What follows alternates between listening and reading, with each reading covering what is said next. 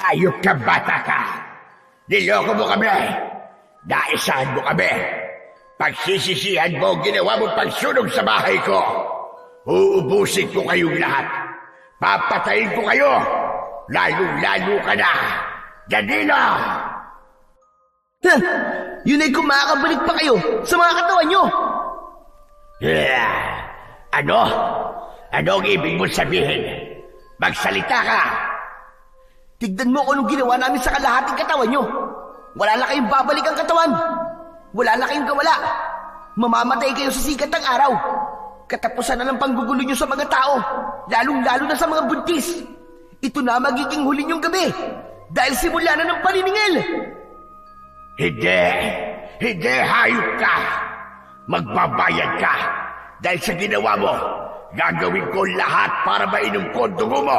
At kapag nangyari yun, makakahanap na ako ng panibagong katawan na makakapitan. Dahil uubusin ko ang katawan mo! Hindi! Dahil hindi ko hayaang mangyari yun. Hindi kayo magtatagumpay dahil uubusin ko ang mga lahi nyo.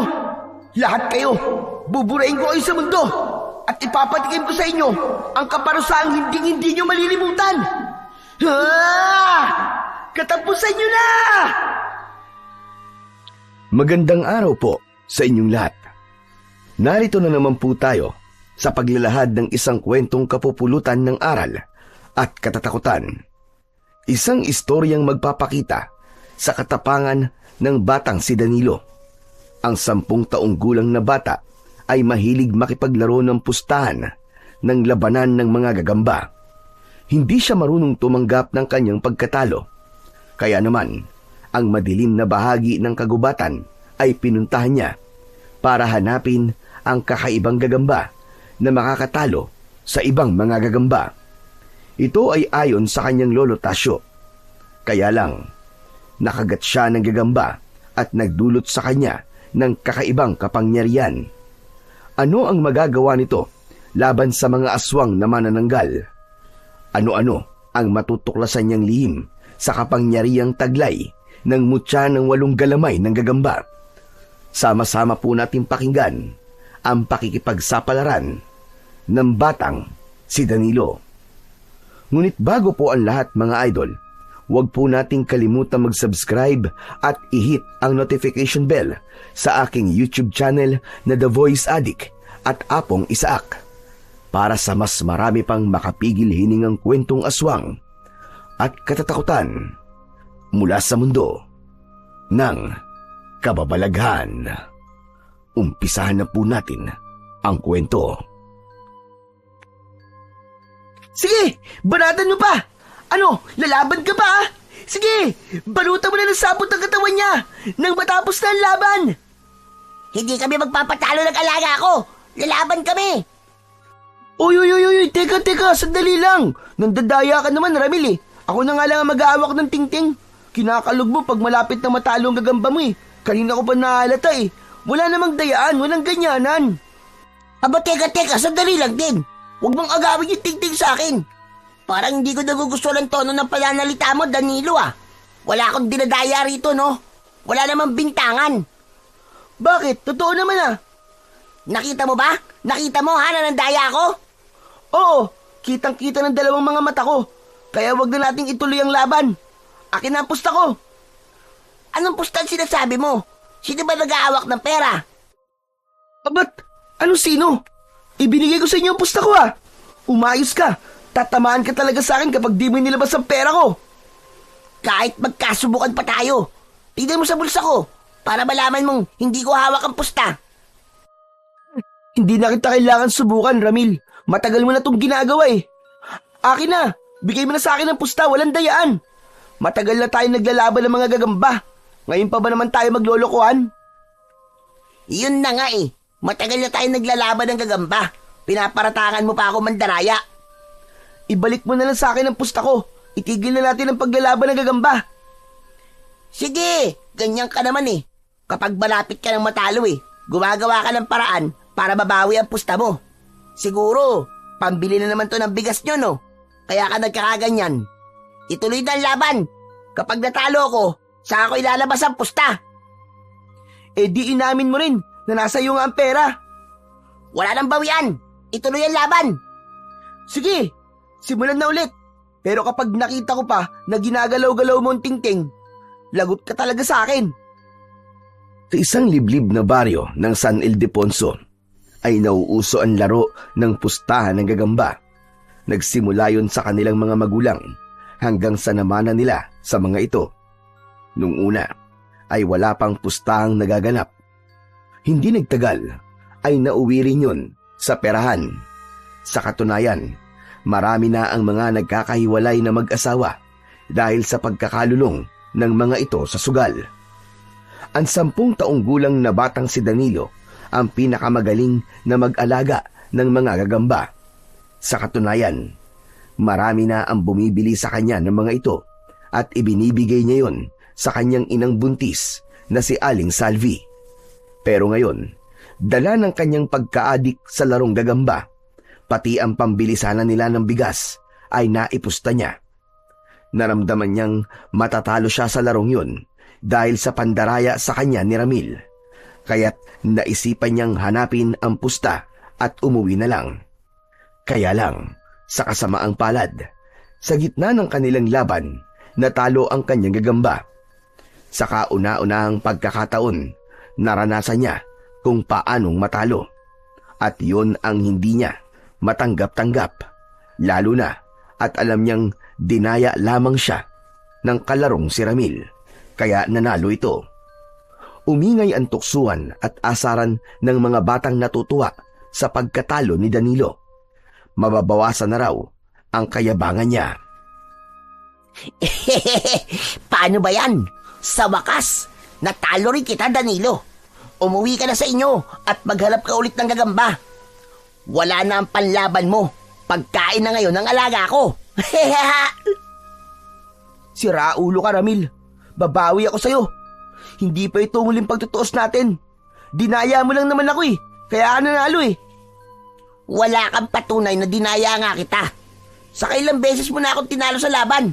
Pero kahit na kailan, ay hindi kita pinag-isipan dinaya mo ko.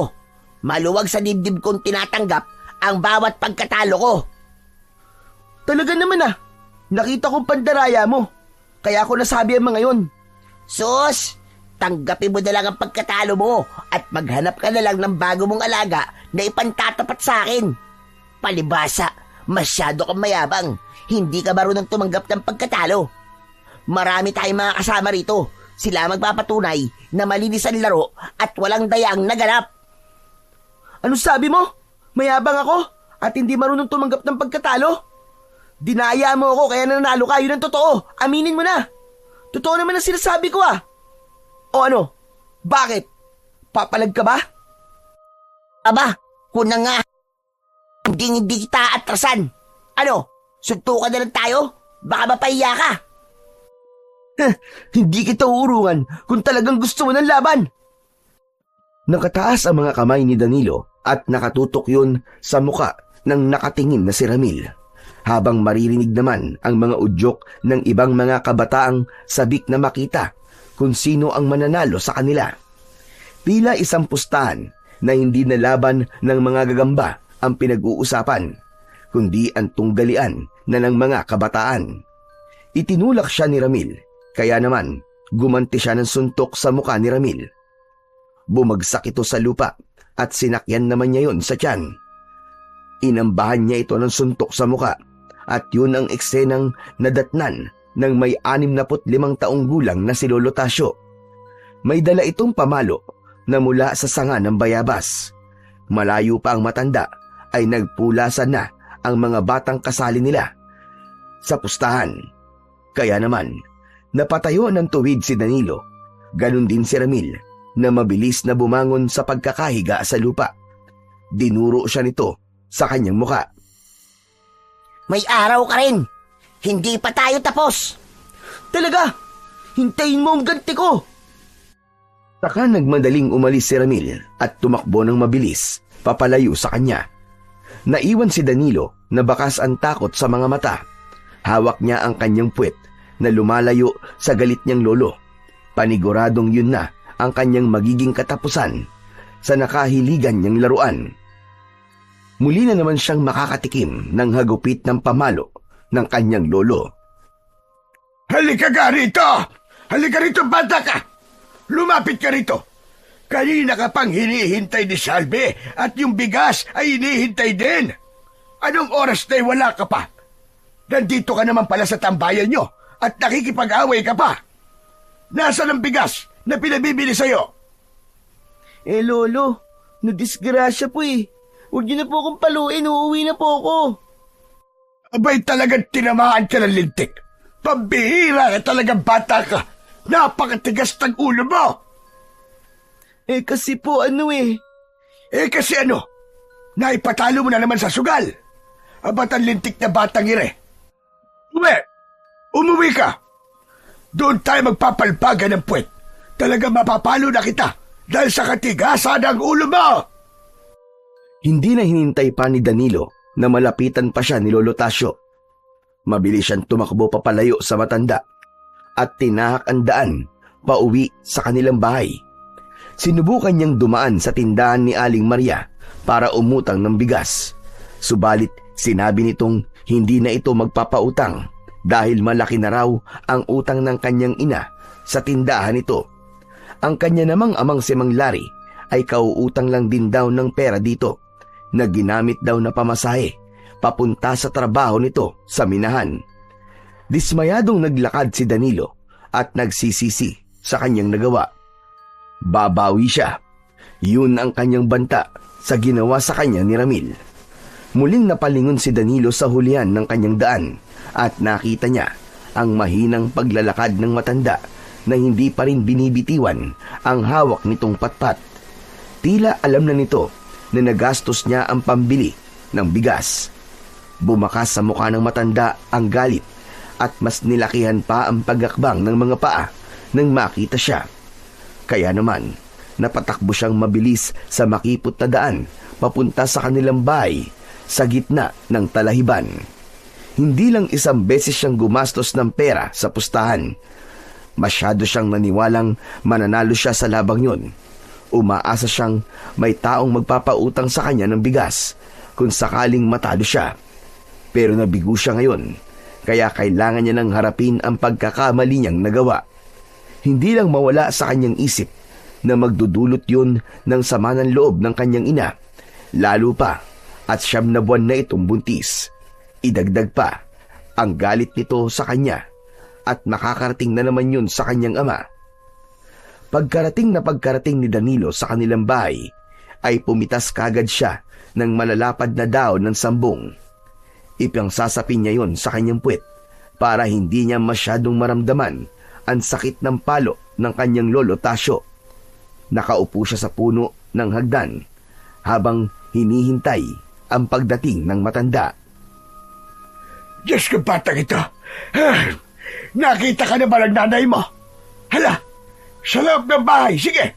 Doon tayo mag-uusap! Lintik kang bata ka! Pinagod mo ako! Lo, wag na po! Wag niyo na po akong paluin ng sanga ng bayabas! Masakit po yan eh! O ano? Alam mo naman palang masakit ang mapalo. Bakit nagpapasaway ka pa? Paano kung tatay mo ang nakakita sa'yo? Hindi lang palo ang aabuti mo sa kanya. Hala, sige! Dumapa ka nang magtanda ka ng bata ka. Wala ka na talagang sinusunod na payo naming matatanda. Palagi ka na lamang sumusuway sa ipinag-uutos namin. Nakikipagbasagang ka pa ng muka. Hala, sige! Dapa! Hindi naman po natuloy, Lo dahil dumating po kayo eh. Dinaya po kasi ako ng Ramil na yun eh. Kaya nga po nakikipag-away ako sa kanya.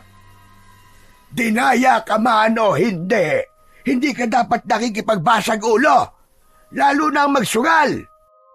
Alam mo ba, kung natuloy ang pagsusuntukan ninyo, masaktan mo siya o masaktan ka niya, pareho ang suma nun. Magulang nyo magdudusa. 1 kilong bigas nga lagi, pahirapan pa tayo makabili. Tapos magpapagamot pa nang nasaktan mo. At kung mamalasin pa, baka ikaw pa ang ospital.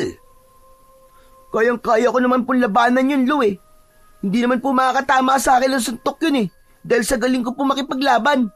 Para saan pa po? At tinuruan po ako ni tatay sa pakikipaglaban. Yan! Diyan ka magaling na damuho kang bata ka. Ang makipagbasaga ng muka, makipag-away at magyabang. Hambog ka. Walang patutungo ang maganda ang masyadong mataas at tingin sa sarili. Hala, dumapa ka! Dapa! Akma na sanang dadapa sa sahig na kawayan si Danilo nang lumabas ang kanyang ina mula sa silid nito. Hawak nito ang maumbok na tiyan habang pangiwi-ngiwi ang muka. Aba, Salve! Ano nangyayari sa'yo? Tumagot ang kanyang ina na bakas ang sakit sa boses nito. Dahan-dahang tumayo si Lolo Tasyo at inilalayan ang anak. Halata ang panginginig sa kamay ng matanda habang nakaalalay kay Aling Salvi.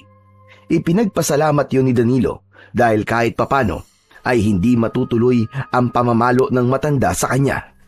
Saktong pagtayo niya ay nahulog naman ang dahon ng sambong sa kanyang short at bumagsak yun sa sahig.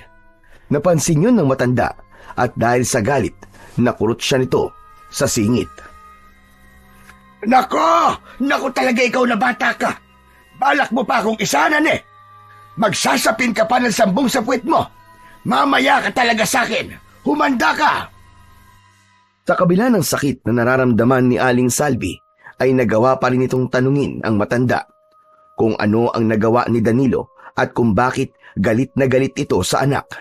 Ikinuwento naman ng matanda ang nangyari kanina at kahit gustong magsalita ng kanyang ina para pagsabihan siya, ay hindi nito magawa. Hindi raw mawala-wala ang pananakit ng tiyan nito. Nako po! Baka naman manganganak ka na, Salve! Magkakasunod na iling ang ginawa ni Aling Salvi. Ayon dito, ay kinausap lang daw ito ng matandang babae na may dalang bag. Nanggaling daw ang matandang babae sa malayong lugar at meron itong hinahanap na kaibigan. Hindi naman ito sinabi kung sino at kung ano ang pangalan ng kaibigan. Natuwa pa nga raw ang matanda sa tiyan ni Aling Salvi. Sandali lang! Natatandaan mo ba ang mukha niya? Kung hindi ako nagkakamali, nauusog ka, anak. Kailangan malagyan ng kalamansi ang tiyan mo. Danilo, ikuha mo yung ina ng kalamansi. Bilisan mo! Ha? Sige po, Lolo. Mabilis na tumakbo sa labas ng bahay si Danilo para pumitas ng ilang piraso ng bunga ng kalamansi sa harap ng bahay nila.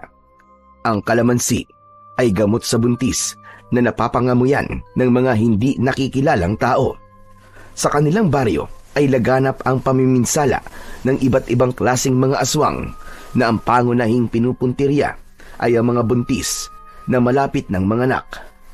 Mabangong mabango ang mga nanay na malapit ng mga anak sa mga elementong nagtatago sa dilim.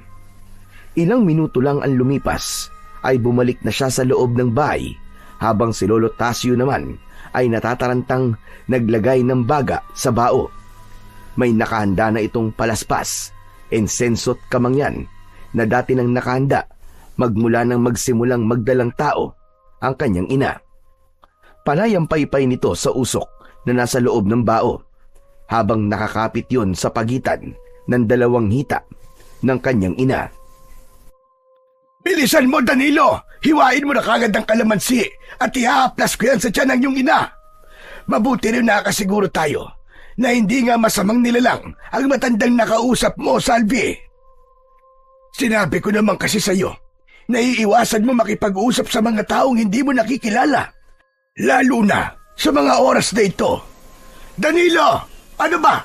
Bilisan mo! Opo, Lo. Nandito na po. Lo, bakit pinapausukan niyo po ang tiyan ni Nanay? Proteksyon ito laban sa pang-amoy ng mga aswang na magtatangka sa buhay ng nanay mo, maging sa kapatid mo na nasa loob pa ng kanyang sinapupunan. Hindi pa ito ang araw ng kanyang panganganak, kaya hindi siya dapat nakakaramdam ng pananakit ng kanyang tiyan. Isa lang ang ibig sabihin nun, naaamoy ng aswang ang amoy ng sanggol sa sinapupunan ng iyong ina.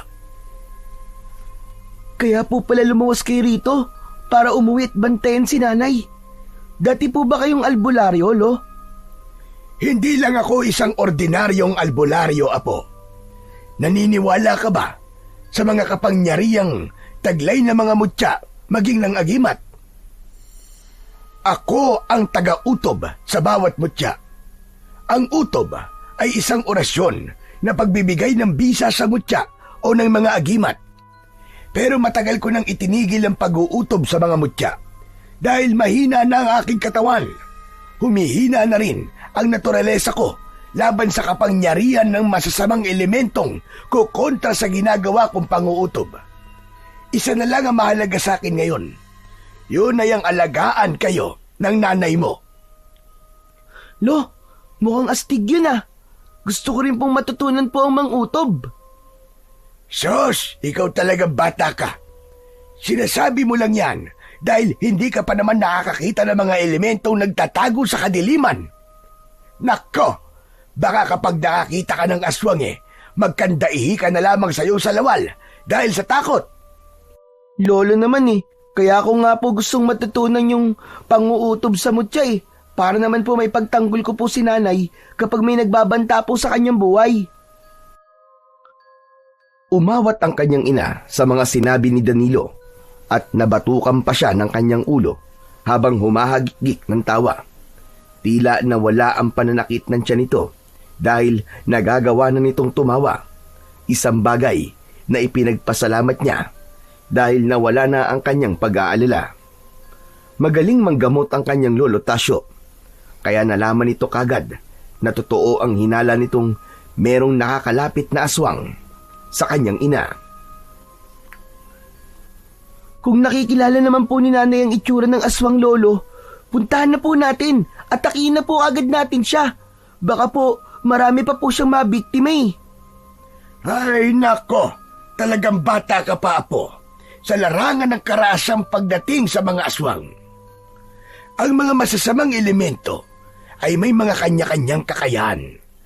Kaya nilang mag-anyong matanda o bata kapag lumalapit sila sa kanilang bibiktimahin. Kaya sigurado kong hindi yon ang totoo nilang itsura. Bakit naman po idadaan pa nila sa pag-amoy ng sanggol, lolo? Hindi po ba't pwedeng umatake na kagad sila? Dahil nabubusog na sila sa amoy ng sanggol, mas masarap sa kanilang sanggol kapag bagong panganak. Teka, tara na nga pala sa labas at nang maituloy na natin ang paluan, marami ka nang nagiging tanong Lolo naman akala ko po ba ayos na? Hindi na po ako ulit. Huwag niyo na po akong paluin. Oo na, sige na. Hindi na kita papaluin. Tara na sa labas. May iba pa tayong pag-uusapan para makapagpahinga na muna ang nanay mo. Talaga po ba, lolo? Wala na pong halong biro yan? Wala. Hindi naman kita basta-basta pinapalo. Hindi ba? At kaya ka nasasaktan ay dahil kasalanan mo rin naman. Tutali, napag-usapan na natin ang masasamang elemento. Ang mabuti pa ay pag-usapan na rin natin kung anong uri sila ng aswang at kung ano ang kahinaan nila para alam mo na rin ang gagawin mo kapag wala na ako sa tabi mo. Lolo naman huwag naman po kayo magsalita ng ganyan, lo. Inakbayan si Danilo ni Lolo Tasyo palabas ng kanilang bahay. Naiwan naman si Aling Salvi na nakangiti pa rin na nakatingin sa maglolo. Nang sumapit sila sa pinakabalkonahe ng kanilang bahay, ay naupo ang matanda sa mahabang bangko na gawa sa tabla ng kahoy, habang ang sahig ng balkonahe ay ang mismong lupa. Nakaharang ang kanilang pintuan sa malawak na talahiban na merong berdeng kulay. Sariwa ang hangin na pumapasok sa loob ng balkon, habang si Lolo Tasyo naman ay nakatanaw sa malayo na parabang may malalim itong iniisip. Tila abot ng paningin nito ang mataas na bundok. Lolo, ano po bang pag-uusapan natin? Hindi ba't mahilig ka rin namang maglaro ng gagamba? Opo. Alam mo bang may alam akong isang pambihirang gagamba na may taglay na galing pagdating sa pakikipaglaban? Matatagpuan yon sa gitna ng kagubatang tinatanaw ko ngayon. Nang hindi pa namatay ang lola mo, Doon sa tuktok ng bundok. Doon kami nakatira. Teka, sandali lang po, Lo. Aling gagamba po ba ang sinasabi nyo? Saka, parang ang layo naman po yata ng bundok para sa gagamba lang. Natitiyak kong kagubatan po yun at maraming mababangis na hayop po nakatira doon. Di ba't gusto mo makabawi sa tumalo sa'yo? Para hindi ka na naghamon ng away, idaan mo sa patas na laban. Parang ayaw mo yata eh. Lolo naman syempre gusto ko po. Kaso nga lang po ang layo po kasi na sinasabi niyong kinaroroonan ng gagamba na yun Hindi yun malayo, Apo. Malapit lang ang kinaroroonan ng tirahan ng mga gagamba na sinasabi ko. Matatagpuan yon sa daon ng puno ng akasya na merong nakalukot o nakatiklop na daon na ang kulay ay kahel. Yun ang palatandaan na may nakatirang gagamba roon. Sinasabi ko to sa'yo dahil bahagi ito ng panghuli mong pagsasanay sa pakikipaglaban. Pero parang ayoko po, Lo Di bali na lang po ako matalo kaysa ang sumugod po doon sa gubat na yan. Baka naman po hindi na ako makauwi ng buhay Napahalakhak ng tawa si Lolo Tasyo at ginulo ang buhok ng apo. Tumayo ito sa upuan at hinarap siyang mabuti habang nakatitig sa mukha niya. Sinasabi ko to sa'yo dahil apo kita. Mahal kita at gusto ko matutunan mo ang lahat hanggang sa paghuli ng gagamba. Alam mo bang ang gagambang sinasabi ko ay namimili ng batang pagpapakitaan ito? Kaya kung gusto mo magkaroon ng ganong klaseng gagamba, hanapin mo siya sa pusod ng kagubatan. Paghirapan mo ang bagay na gusto mong makuha. Pupunta ka ron na mag-isa at walang isasamang mga bata. Sa tono po ng pananalita nyo, Lo, ito na po yung matagal nyo nang sinasabi sa akin tungkol sa pakikipaglaban sa sariling takot. At kailangan malampasan kong pagsubok para magwagi sa laban. Sino po bang pinaghahandaan ko, Lolo? Saka bakit hindi niyo po sinasabi sa akin kung ano ang totoong dahilan kung bakit niyo po ako sinasanay sa pakikipaglaban? Dahil nga napapalibutan tayo ng mga aswang na manananggal, Apo. Ano naman po ang koneksyon ng gagamba sa kanila, Lo? Basta, malalaman mo rin yun, Apo. Ang gusto ko lang sa ngayon ay makabawi ka muna sa mga kalaro mo para maitayo ang bandera ng karangalan mo, Apo. Lolo naman dinadaan niyo naman po sa biro ang lahat Totoo lang ang sinasabi ko. Mag-iingat ka, Apo. Kailangan mo tong harapin na mag-isa. Naguguluhan man ay sumang-ayon na lamang si Danilo sa kanyang lolo. Yun din naman ang gusto niyang gawin, ang makabawi kay Ramil. Lo, ano po bang itsura ng gagamba na sinasabi niyo? Katamtaman lamang ang laki na merong batik na kulay itim sa likod. Noon ay madalas siyang ginagamit na panlaban sa mga pandayong laro sa larangan ng galing sa gagamba. Hanggang sa tuluyan ang nakalimutan ng mga tao ang tungkol dito at nanatili na lamang ang laro sa maliliit na baryo. Ano po ang batik, Lo? Yun ang hugis bilog na kulay itim na disenyo sa likod ng gagamba. Ang ibig sabihin nun ay hari. Wow! Ang astig naman po pala nun, Lolo! Isang makahulugang pagngiti ang sumilay sa labi ni Lolo Tasyo. Para itong nakakita ng pag-asa. Isang pagkislap ng mga mata na hindi maunawaan ni Danilo kung para saan. Hanggang sa kinagabihan ay hindi siya dinalaw ng antok. Sabik na siyang umahon sa bundok para maghanap ng gagamba. Sinabi ng kanyang lolo na huwag yung ipapaalam sa kanyang ina para hindi na ito mag-alala. Basta ay hindi siya magpapaabot ng dilim sa gubat. Kaya naman kinabukasan ay nagpaalam lang siya sa kanyang ina na mangunguha lang ng panggatong sa bundok na madalas naman niyang ginagawa. Kaya naman naniwala si Aling Salvi at pumayag ito. Nakaabang na si Lolo Tasyo sa paglabas niya ng silid. Sinilip niya muna ang kanyang ama na natutulog katabi ang kanyang inang nagtitiklop ng damit. Sumenyas lang siya sa kanyang ina na aalis na. Pagkatapos ay hinarap naman niya si Lolo Tasyo na may dalang maliit na basket na gawa sa uway. Ang estilo nun ay katulad ng sa backpack. Nandito na ang lahat ng mga kakailanganin mo, Apo. Kapag hindi ka pa dumating sa oras na napag-usapan natin, susunduin kita. Kung sumama na lang po kayo sa akin, Lo, para mahanap ko po kaagad ang gagamba na sinasabi nyo. Katulad ng sinabi ko sa iyo, hindi ka pwedeng magsama ng kahit na sino. Dahil ang susubukin sa iyo ay ang tapang. Kapag nalampasan mo na kung paanong harapin ang takot, saka lang magpapakita sa iyo ang gagamba. Nahihiwagaan naman po ako sa gagambang yun, Lo.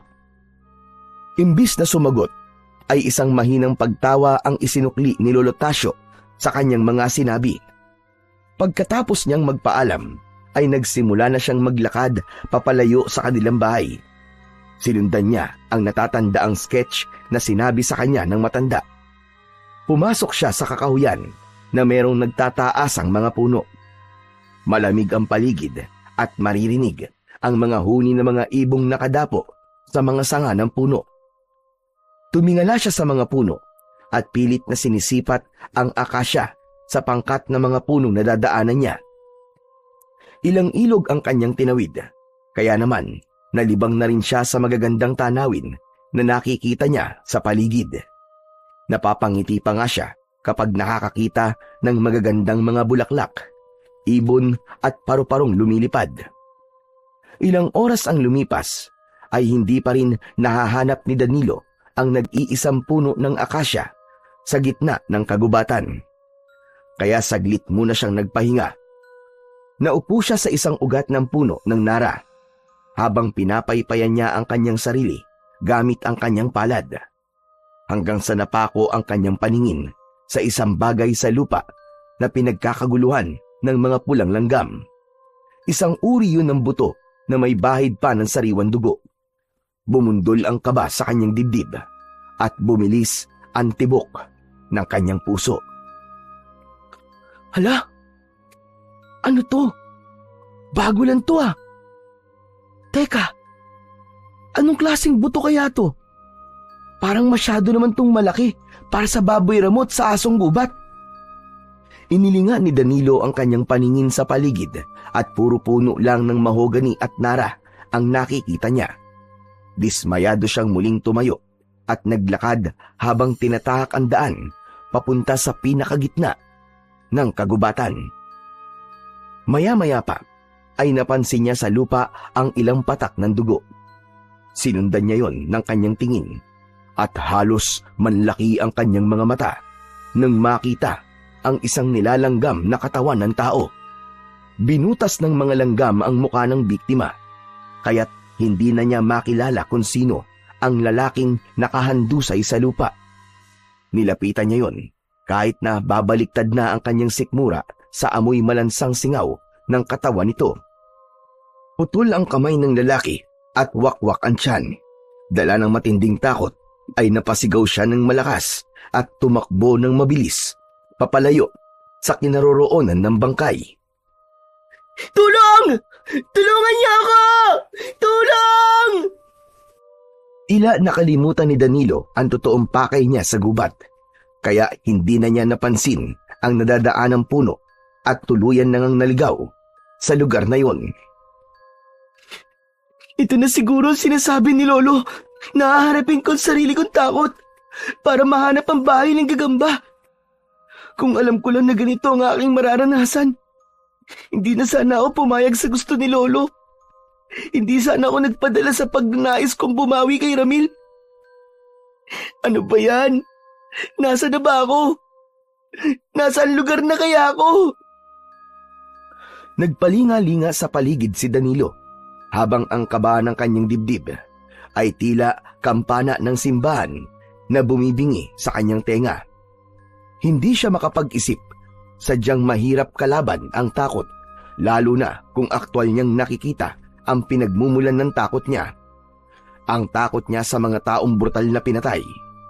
Isang palatandaan na ang gubat na kanyang napuntahan ay lugar na madalas iwasan ng mga tao.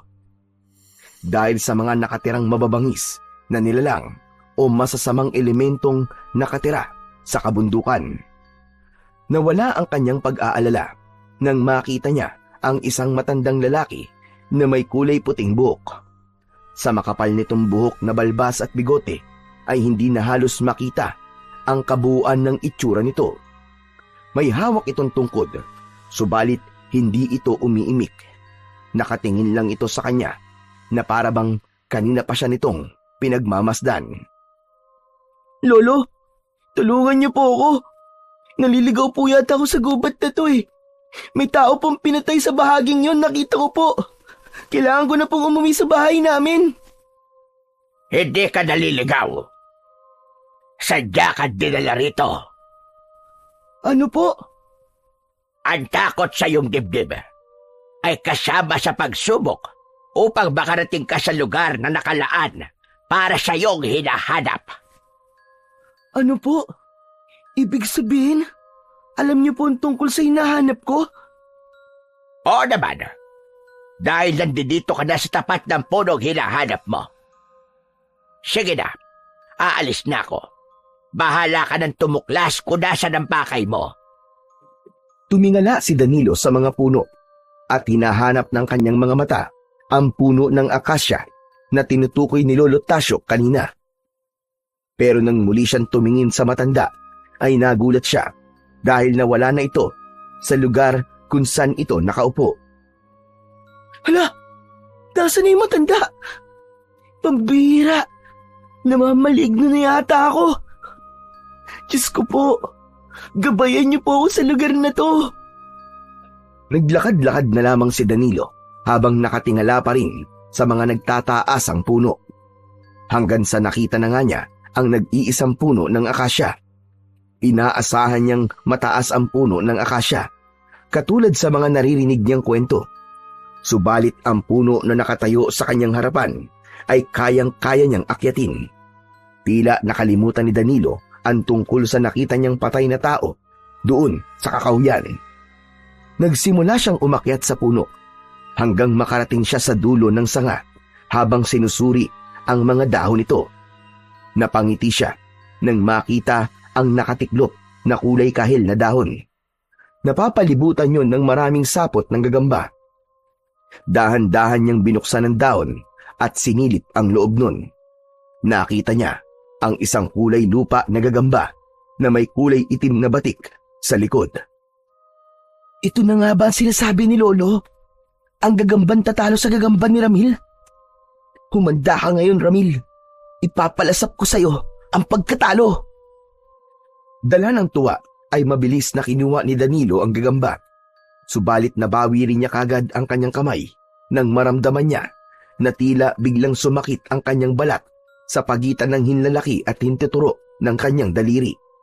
Kaya naman, tinignan niya ang bagay na sumakit sa parte ng kanyang kamay at nakita niya ang 2 butas ng kanyang balat.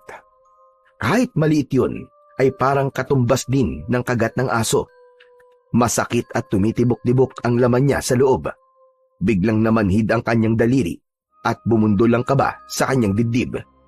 Sa isip niya na baka nagkamali siya ng gagambang hinawakan ay may taglay pa itong makamandag na laway. Iniangat niya ang kamay at mabilis lang yun na namaga at namula. Kaya naman, napahawak siya sa kanyang pulsuan at pilit na hinihilot ang nasaktang kamay. Aray! Aray, ang sakit! Diyos ko, tulungan niyo po ako. Hindi ko alam kung anong klaseng gagamba po ang nakuha ko. Aray! Ang sakit talaga! Muling sinilip ni Danilo ang gagamba sa loob ng dahon dahil balak pa rin niyang kunin yun. Kaya naman, nagulat siya nang makitang patay na ang gagambang hinawakan kanina. Nagtataka siyang muling napasulyap sa kanyang kamay na biglang bumilog ng maliit sa mismong sugat. Nakaramdam siya ng hilo at dahil sa pagmamadali niyang makababa sa puno ay hindi niya napansin na bulok na pala ang sanga na kanyang nahawakan. Diretso sana ang pagbagsak niya sa lupa kung hindi siya nakakapit sa isa pang sanga. Naunang nahulog ang kanyang mga gamit na laman ng kanyang basket na bag. Bumagsak yun sa lupa at hindi niya kagad napansin na kakaiba ang uri ng pagkakapit niya sa sanga. Naramdaman din niya na parabang bumibigat ang kanyang mga mata.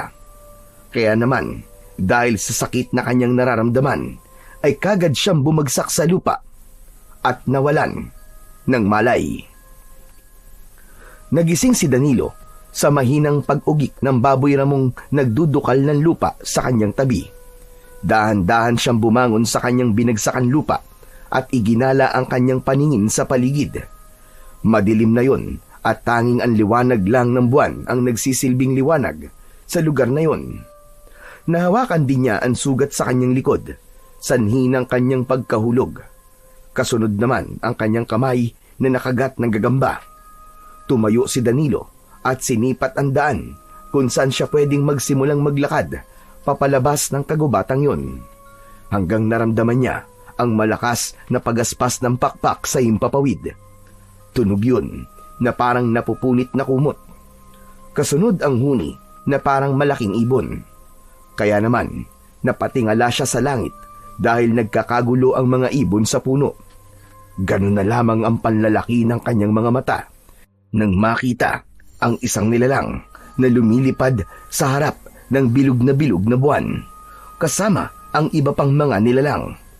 Tila isang putol na katawan ng tao na tinubuan ng malapaniking pakpak. Sa ilalim, sa bahagi ng bewang ng mga ito, ay parang may nakalaylay na laman loob ng tao. Diyos ko po! Maninanggal! Isang manananggal ang mga nilalang na nakita kong lumilipad! Dahil sa kagustuhang makita ng malinaw ni Danilo ang mga nilalang na lumilipad sa himpapawid, nagmamadali siyang umakyat ng puno sa mas mataas pa na puno ng akasya. Tila mga uwak na manananggal habang lumilipad sa gitna ng bilog na buwan. Hindi napapansin ni Danilo na mas mataas ang punong inakyat niya.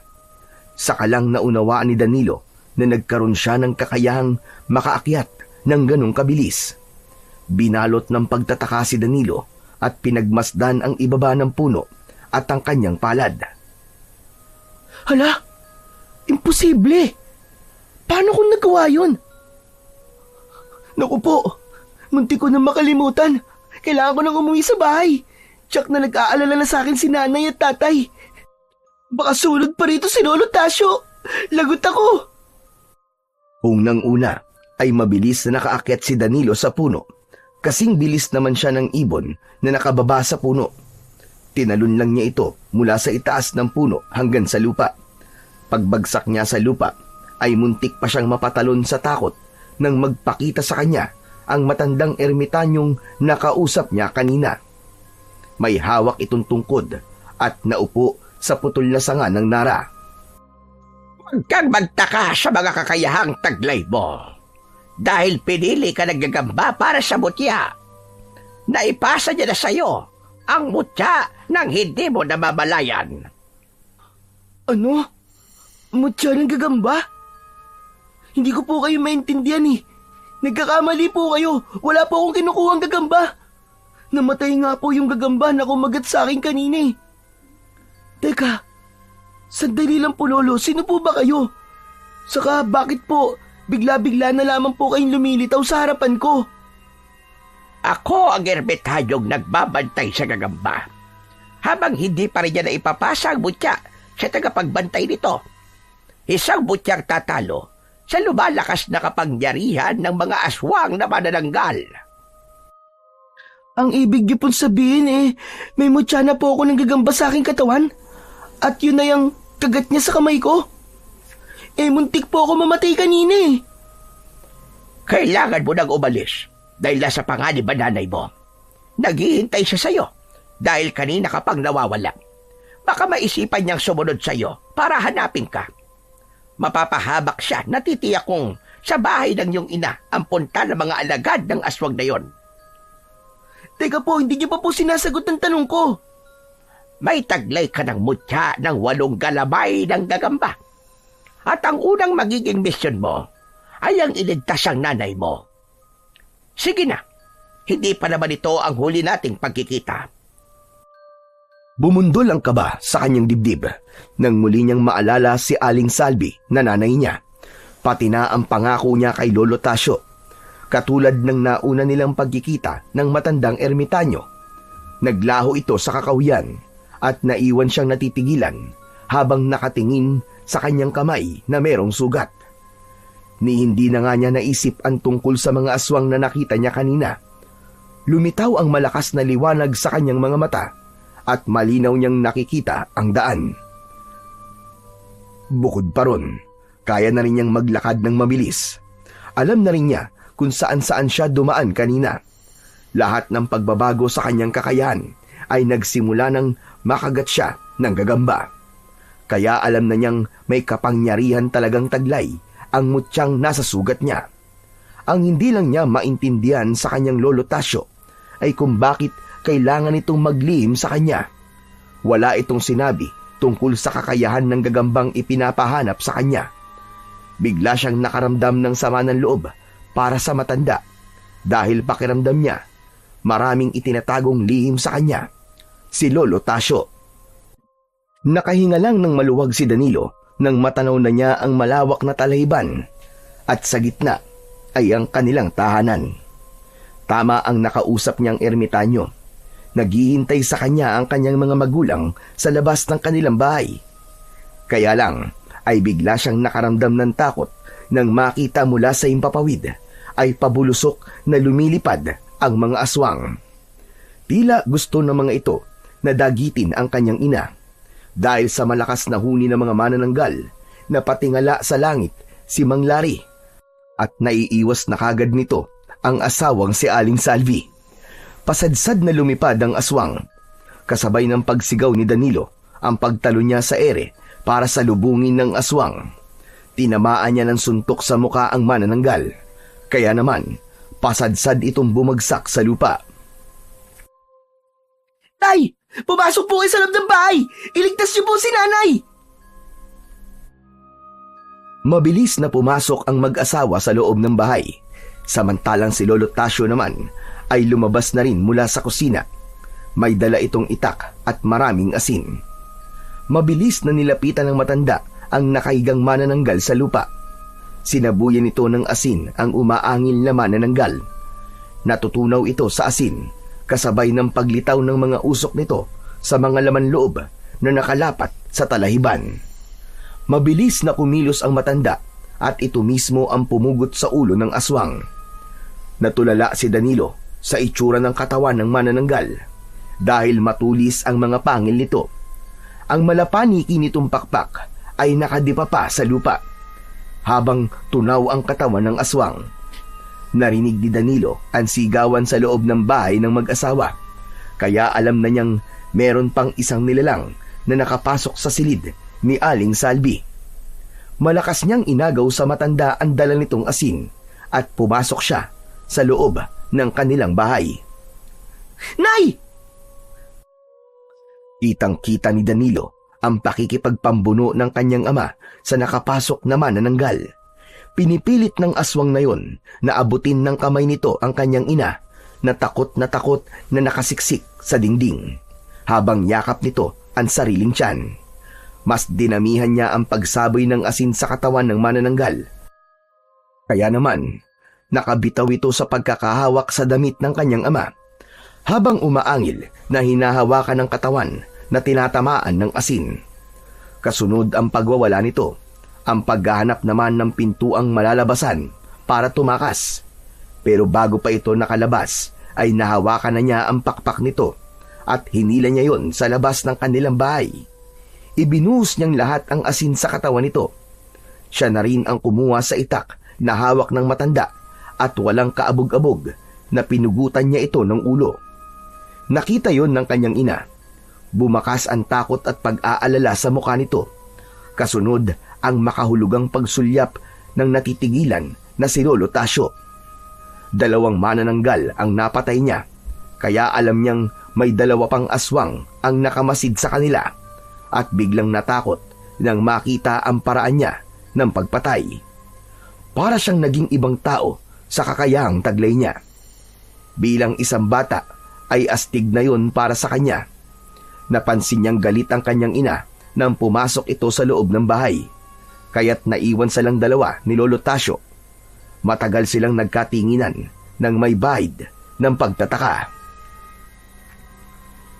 Mukhang nahanap mo na ang sinasabi ko sa iyong gagamba dahil sa mga kakayahang nakita ko sa iyo. Paano niyo po ako nagawang lokohin, Lo? Alam niyong may kamandag-gagambang yon. At hindi isang ordinaryong hayop na pwedeng huliin ng basta-basta na lang. Bakit po kayo nagsinungaling sa akin? Alam niyo po man dahil sa ginawa niyo, ay muntik na po ako mapahamak? May nagawa namang maganda, hindi ba? Huwag ka nang magtampo, Apo. Ginawa ko lang yun para sa iyo. Para kaya mong lumaban na mag-isa sa mga aswang na magtatangka sa buhay ng nanay mo at sa iba pang mga babaeng buntis dito sa ating baryo. Ngayong alam na ng mga aswang na nasa iyo na ang mutya. Hindi ka na nila basta-bastang magugulo, lalong-lalo na ang nanay mo. Si nanay po. Alam ko pong masama po ang loob niyo ngayon. Pero pakiramdam ko, alam niya ang tungkol sa mutya. Hindi ko po akalain na magagawa niyo po akong lokohin. Ay, nako. Pagpasensyahan mo na ako, Apo. Ngunit balang araw ay maiintindihan mo rin kung ano ang ibig kong sabihin. Sige na, ako nang bahala rito. Kausapin mo na ang nanay mo ron sa loob. Tumalikod na si Lolo Tasyo sa nakatayong si Danilo. Natanaw niya ang papalayong matanda habang papasok ito sa kusina. Sa isip niya ay masama pa rin ang loob niya rito dahil hindi sinabi ng kanyang lolo ang buong katotohanan tungkol sa mutya ng 8 galamay ng gagamba. Dahan-dahang pumasok sa bahay si Danilo at nakita niya ang kanyang ama na nakaabang sa upuang nakaharap sa lamesa.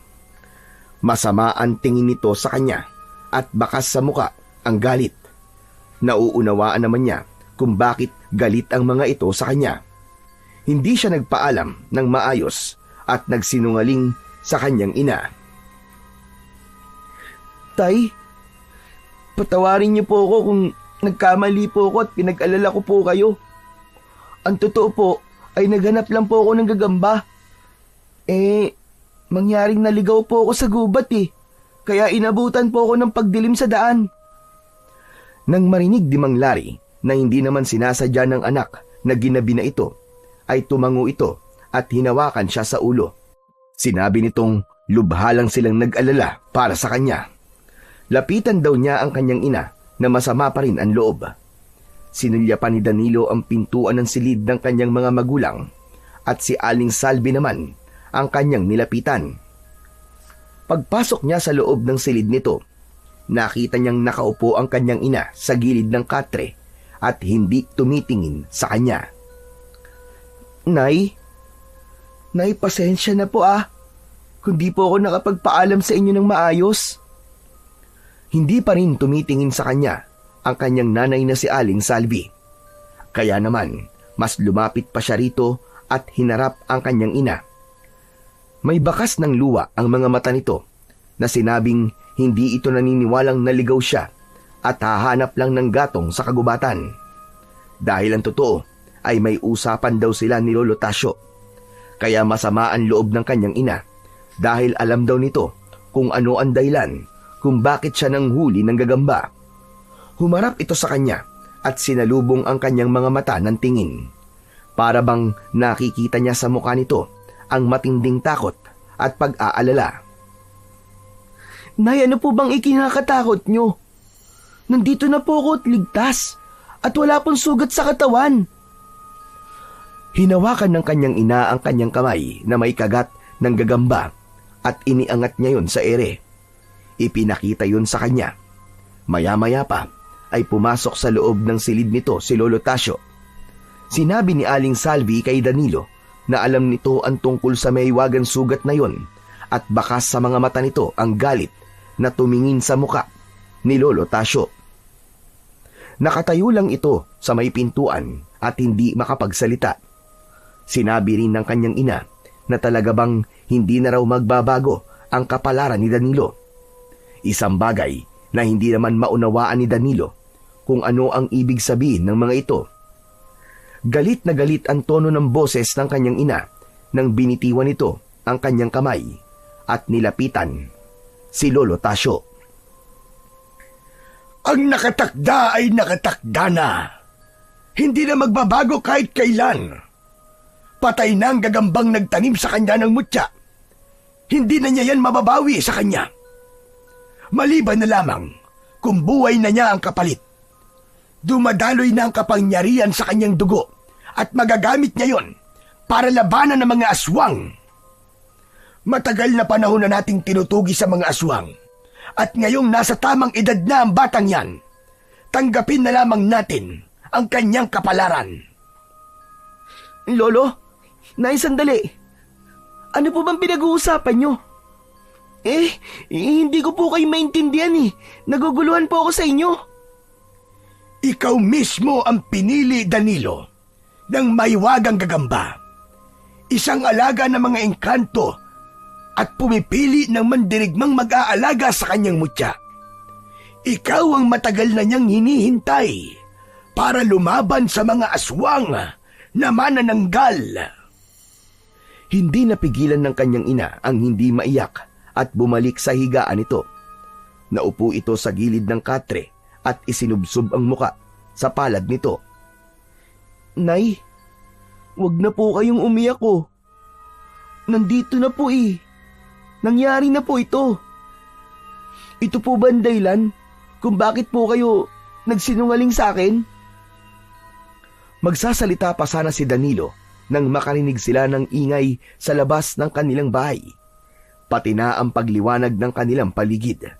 Dahil yun sa mga sulo ng mga taong sumugod sa kanilang bahay, kasama ang mga tanod. Sa kabilang mga kamay ng mga ito ay may mga sibat, itak at may mga dala rin na mga asin na nakalagay sa kulay puting tupperware. Sa unahan ng mga kalalakian ay ang 3 babaeng umiiyak at kilala niya ang mga ito.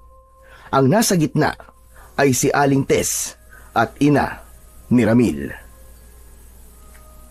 Bakit kayo napasugod dito? Anong kailangan nyo? Sumagot si Aling Tess at itinuro nito si Danilo na nakatayo sa likod ng matanda. Sinabi ng nanay ni Ramil na ang kanilang mga anak ay nasa gubat pa. May nagsabi raw sa mga ito na isang matandang babae na maghanap daw ng gagamba sa kagubatan. Akala raw ng mga ito ay kasama si Danilo. Kaya naman, lalong napalakas ang hagulgol ng iyak ni Aling Tess nang makita si Danilo. Bumundol ang kaba sa dibdib ni Danilo nang maintindihan ang mga tingin sa kanya ni Lolo Tasyo. Sige po, sasama po ako sa inyo sa paghanap sa kanila, Aling Tess. Nasa panganib po ang anak nyo. Dahil kanina lang po ay may umatake po sa amin ng mga aswang na manananggal. Pati nga po ako gusto nila akong lapain eh. Hindi na sila namimili ng bibiktimahin. Kaya tara na po. Sasama ako, Apo. Baka mapahamak ka. Naramdaman ni Danilo ang paghawak ng malamig na palad ng kanyang ina sa kanyang braso at nang lingunin niya ito ay umiling-iling ito na wag daw siyang sumama dahil lubhang mapanganib. Si Mang Lari naman na tatay ni Danilo ay nagpasya na sumama na rin sa mga tanod. Kaya lang ay hindi ito pinayagan ni Lolo Tasyo dahil wala raw magbabantay kay Aling Salvi.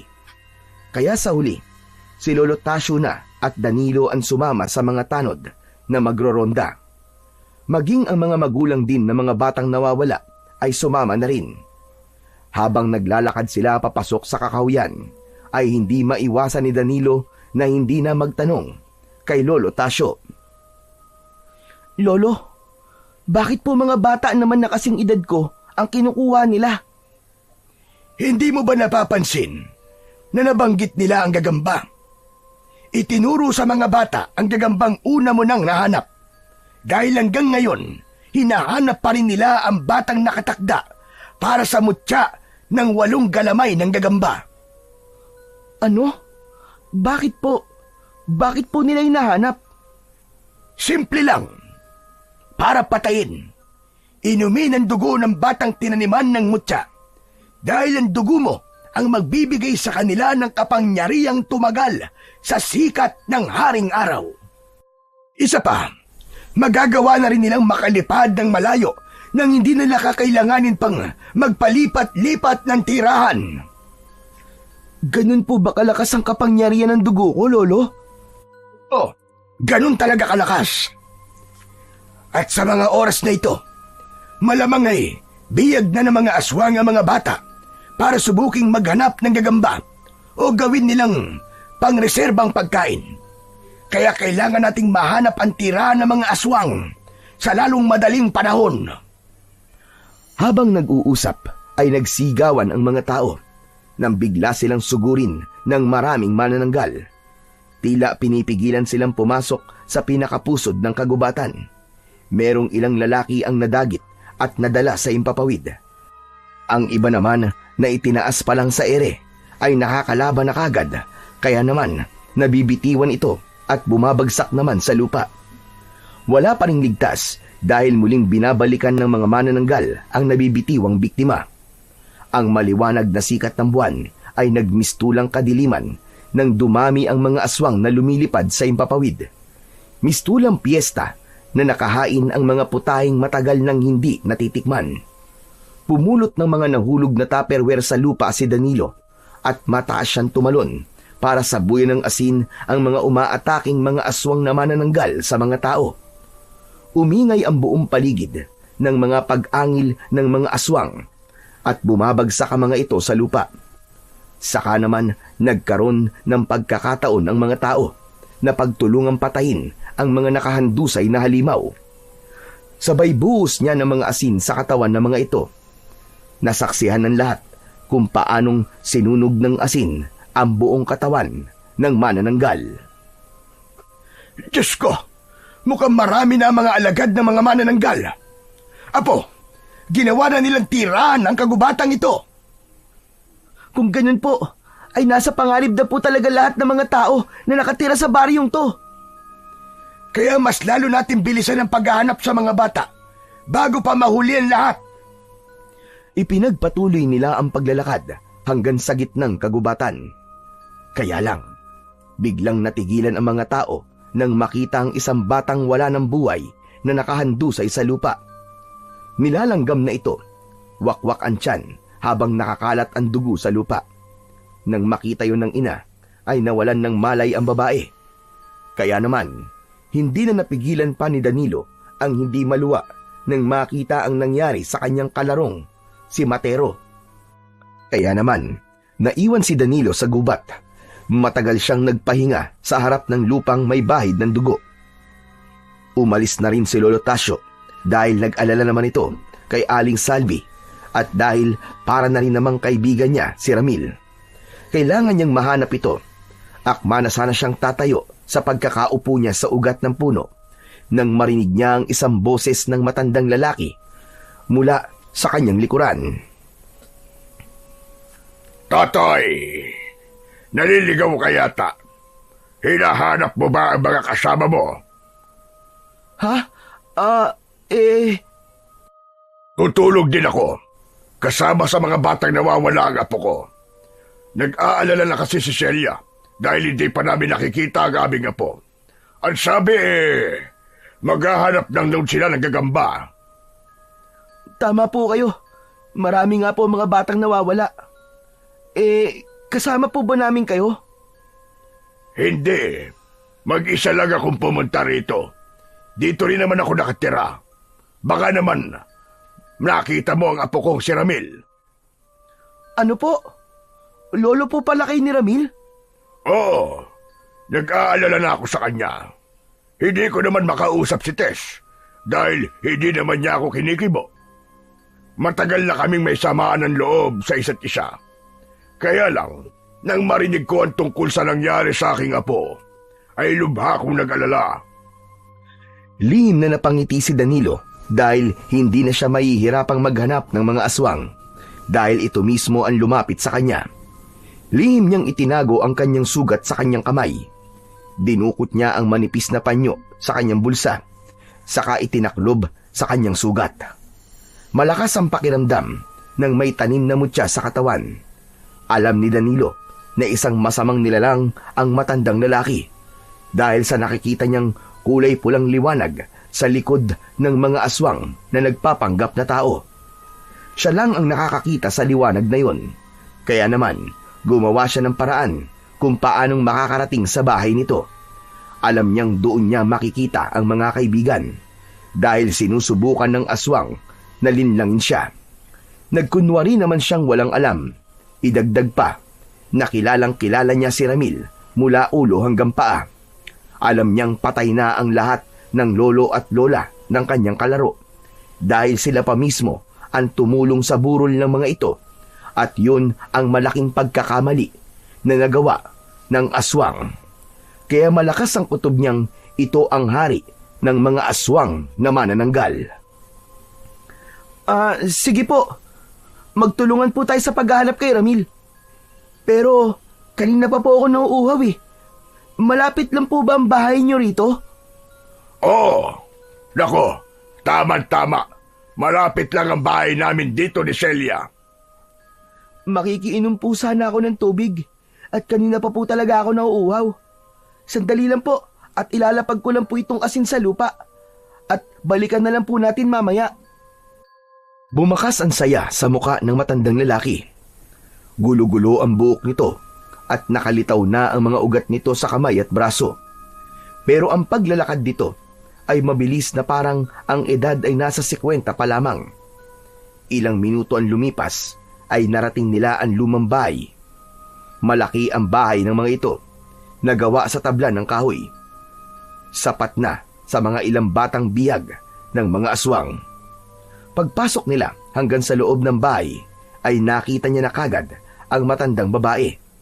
Nakangisi ito sa kanya habang nakalitaw ang kulay itim nitong mga ngipin. Celia, ikuha mo ng maiinom na tubig. Ano nga pala ang pangalan mo, Totoy?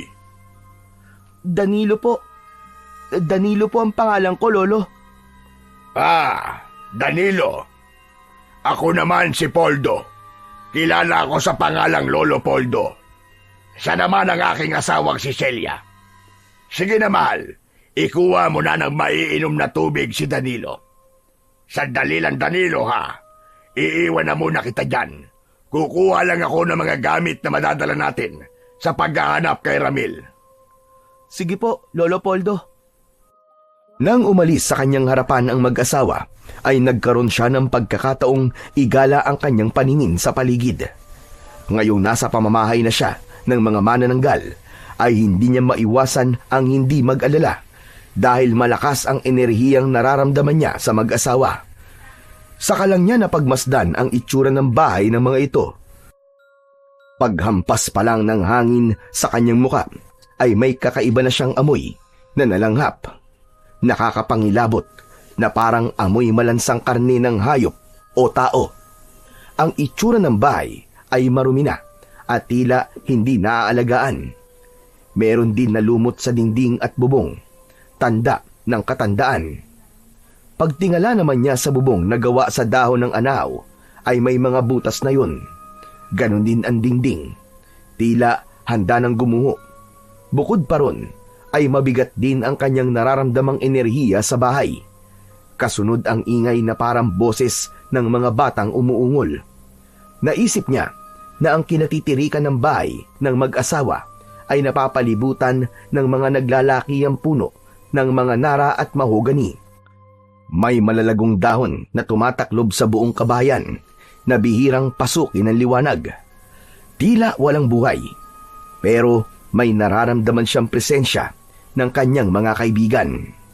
Isa lang yun sa mga kakayahang tinataglay ni Danilo, ang maramdaman ang bawat presensya ng paligid. Maging ang lakas ng kanyang pandinig, kaya malakas niyang naririnig ang usapan ng mag-asawa. Sige na, bilisan mo na. Ilagay mo na yan. Mukhang siya na talaga ang batang matagal na nating hinahanap. Napatitig si Danilo sa kusina. Nararamdaman niyang may inilalagay na pampatulog sa basong may laman ng tubig ang mag-asawa. Kailangan niyang makaisip ng paraan kung paano niya malilinlang ang mag-asawa nang hindi nakakahalata ang mga ito. Naisip niya ang kanyang maliit na panyo na nasa kanyang kamay. Kasya yun sa kanyang bibig at hindi gaanong bubukol sa kanyang pisngi. Iinom lang siya ng konting tubig para hindi yun pumasok sa kanyang lalamunan. dahil mapipigil ito ng panyo na nasa loob ng kanyang bibig. Hindi nagtagal ay naisagawa na ni Danilo ang kanyang plano. Ang matandang babae pa ang nagbigay sa kanya ng baso. Kaya naman, natitigan niya ng malapitan ang itsura ng matandang babae. Tumutugma ang matanda sa itsura ng matandang babae sa kwento ng kanyang ina. Ito ang aswang na unang nakausap ni Aling Salvi nang sumakit ang tiyan nito. Sige na, abutin mo na ang baso sa kamay ni Celia. Uminom ka na, Danilo, at aalis na tayo. Kailangan nating magmadali. Ganun na nga ang ginawa ni Danilo. Kinuha niya ang baso sa kamay ng nakangising matandang babae. Nakatitig ito sa kanya at hindi inaalis ang paningin sa kanyang hawak na baso. Nagkunwari siyang maraming nainom, kaya nang ilapag niya ang baso sa kaharap niyang lamesa, ay nagkunwari siyang natabig niya ito para hindi mahalatang hindi siya totoong uminom. Sabay hawak niya sa kanyang ulo at nagkunwaring bumagsak sa upuan para mawalan ng malay. Nakita mo na, Celia. Kapag ako talaga nagplano, wala talagang palpak. Hindi kagaya sa'yo. Nasa harapan mo na ang babaeng buntis na yon. Pinakawalan mo pa. Ay, nako. Ay, kailan talaga. Mahina ang isip mo. Sumabi ka nga dyan. At bubuhatin ko na ang batang ito. Isasama ko siya sa iba pa nating mga bihag. Naramdaman ni Danilo ang dalawang kamay ng matanda na bumuhat sa kanyang katawan. Para lamang siyang isang sakong bigas na pinasan. Dinala siya sa isang madilim na silid. Naririnig niya ang mahihinang boses ng mga batang tila may busal ang mga bibig. Kasunod ang pagbagsak niya sa makating dahon ng kugon. Paraan yun para mabawasan ang ingay ng mga paa ng mga batang nagpupumiglas sa pagkakatali. Narinig ni Danilo ang pagsara ng pintuan ng kwarto. Kaya naman, mabilis siyang bumalikwas ng bangon. Iniharang niya ang kanyang hintuturong daliri sa bibig upang hindi lumikha ng ingay ang mga batang naroroon kasama si Ramil. Tinanggal din niya ang mga busal na mga ito sa bibig. Saka siya lumapit sa dingding. Sumilip siya sa siwang ng kahoy at kitang-kita niya ang mag-asawa na mayroong ginagawa sa labas.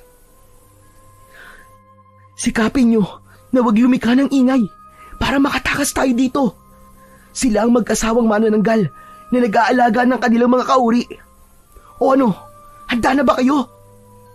Teka, isandali lang, Danilo. Ano bang ginagawa nila? Saka ano ba yung bagay na nasa loob ng bote na inihangaplas nila sa buong katawan nila? Tignan mo, ayun.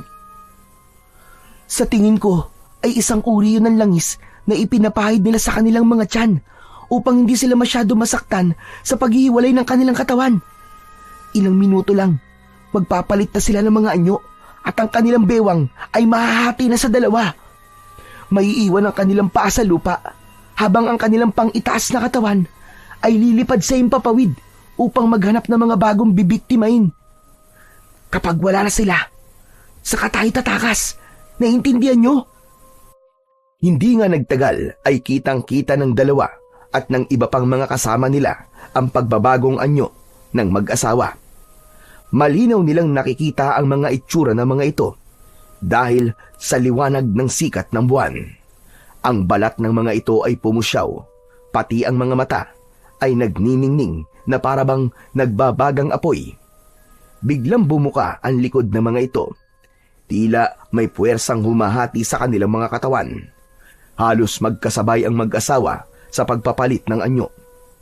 Tumubo ang matutulis nitong mga pangil, pati na ang kuko sa mga daliri at kamay.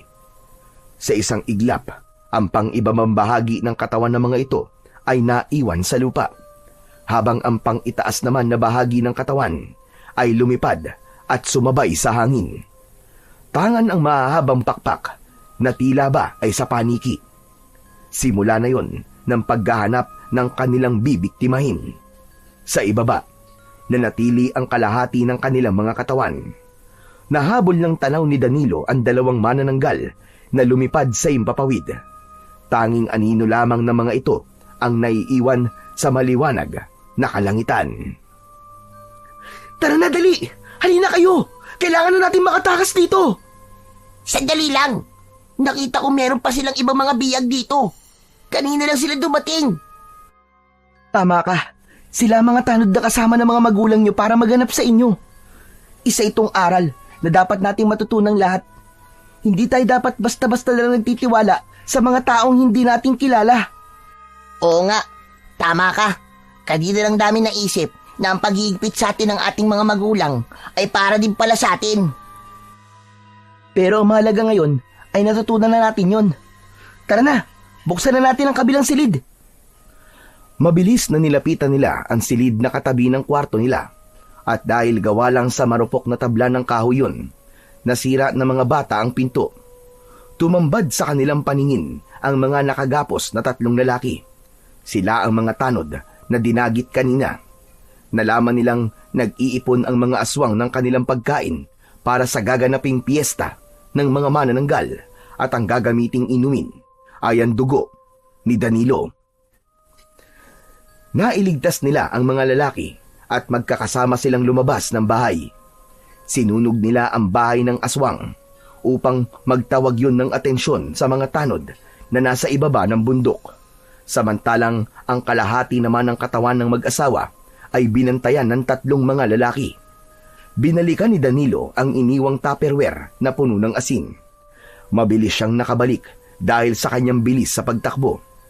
Tumayo siya sa tapat ng 2 bewang na may kumukulong lamang loob ng aswang. Siya mismo ang naglagay noon sa kalahating katawan ng mga aswang.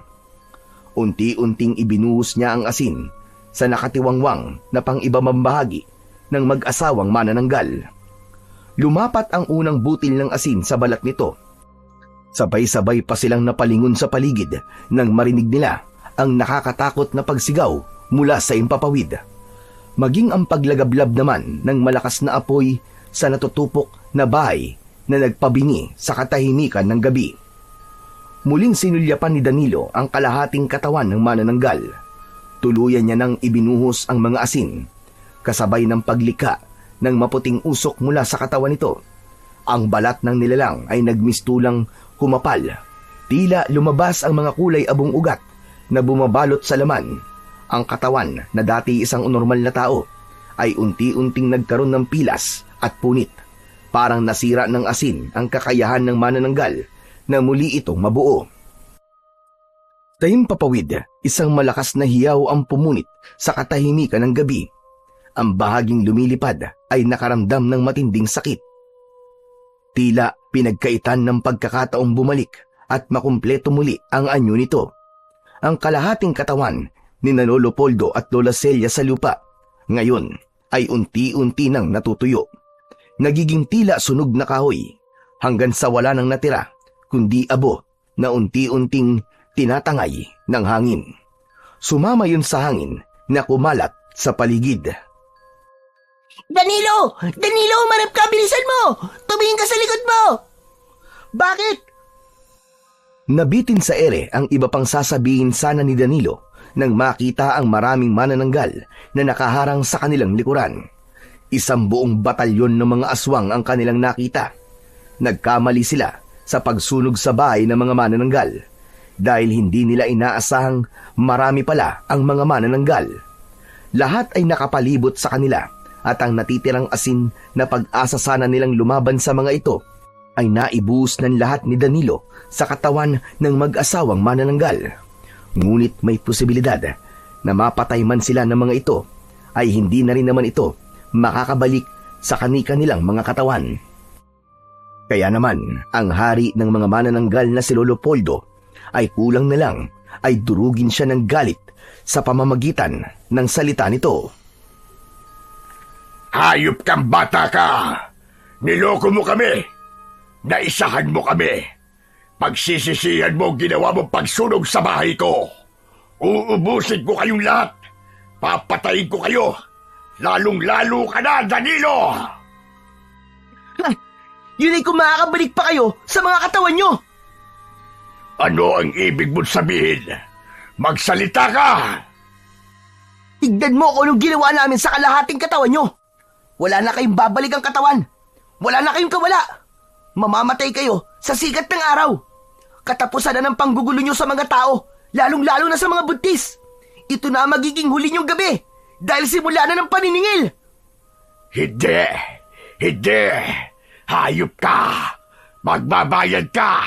Dahil sa ginawa mo, gagawin ko lahat para mainom ko ang dugo mo. At kapag nangyari yun, makakahanap na ako ng panibagong katawan na makakapitan. Dahil uubusin ko ang katawan mo! Humanda ka! Hindi! Dahil hindi ko hahayaang mangyari yon. Hindi kayo magtatagumpay. Dahil uubusin ko ang mga lahi nyo. Lahat kayo. Buburahin ko kayo sa mundo. At ipapatikim ko sa inyo ang kaparusahang hindi nyo malilimutan.